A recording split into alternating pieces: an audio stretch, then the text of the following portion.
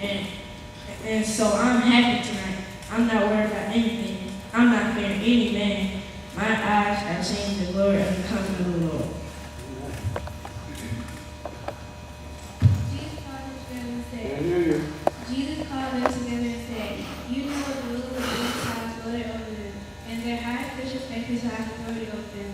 Not so with you. Instead, whoever wants to become great among you must be your servant, and whoever wants to be first must be your slave. Just as the Son of Man did not to come to be served, but to serve, and to give his life as a ransom for you. Give them a round of applause.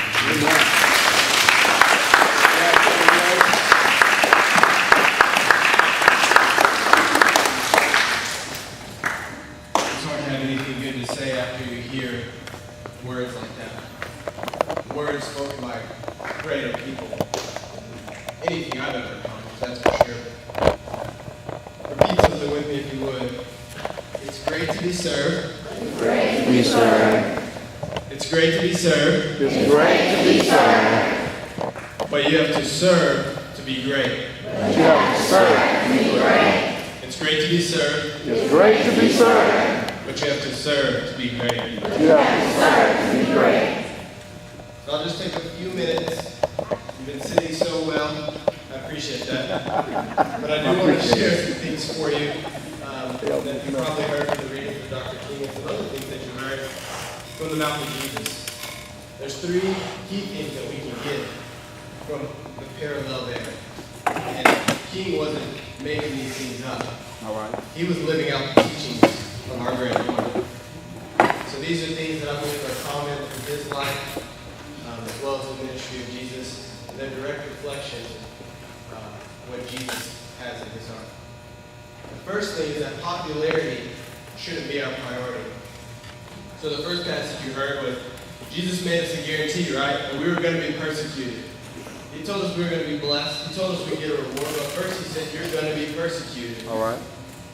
He said, they persecuted me, and they're going to persecute you. They persecuted prophets, and they're going to persecute you. Daniel, how many of you know that story? Daniel in the lion's den. They threw him in there with lions. He was persecuted for what he believed. John the Baptist, he probably wasn't very popular. He wore camel skin and he ate bugs. How many people think that's popular? Eating bugs. You're nasty. Jesus, they mocked him. He was scorned. They called him a drunken and a glutton. It's not very popular. And Dr. King himself knew he was going to be persecuted. All right. He predicted his own death. You heard it. When he spoke, he asked them to remember him at his service for doing God's will and for loving others. He said, don't talk about my Nobel Peace Prize. Don't talk about the 300 or 400 other awards I have. I want somebody to say about Dr. Martin Luther King that I serve and that I love. He was stabbed, locked in jail, ultimately murdered. Popularity was not Dr. King's priority, and that should not be our priority. The second thing is that we have to learn to love our enemies. That was the second passage that you heard. You've heard it said, love your neighbor, hate your enemy. But I say to you the opposite. Love your enemy and pray for those that persecute you.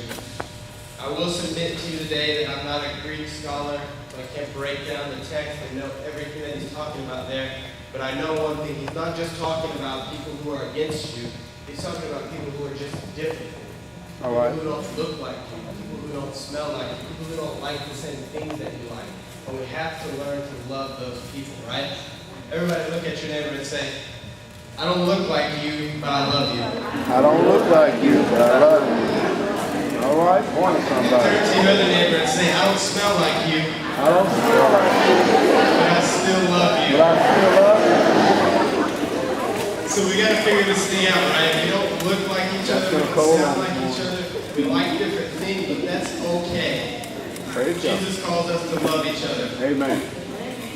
no matter what.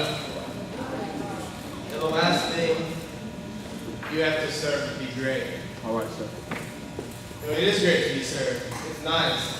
It's nice to sit back, have somebody cook you a meal, serve it to you, eat eat it, be full, fed, go home and take a nice nap. Don't worry about any dishes, don't worry about anything else.